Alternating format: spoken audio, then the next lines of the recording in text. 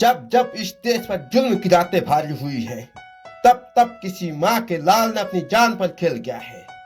लोग कहते हैं कि वो सिर्फ 23 साल के थे जब उन्हें फांसी दी गई, लेकिन जनाब 23 साल में इतिहास लिख गए जिसे मिटाने की औकात पूरे ब्रिटिश हुकूमत में नहीं थी।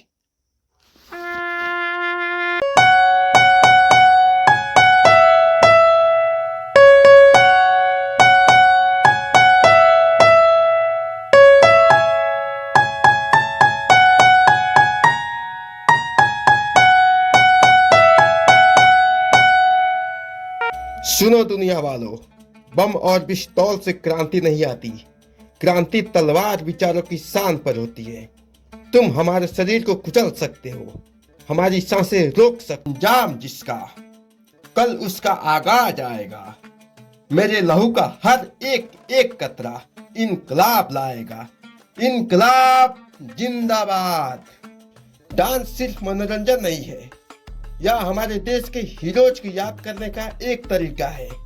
शहीद ए आजम भगत सिंह, शहीद भरत तिवारी के चरण में कोटि कोटि नमन।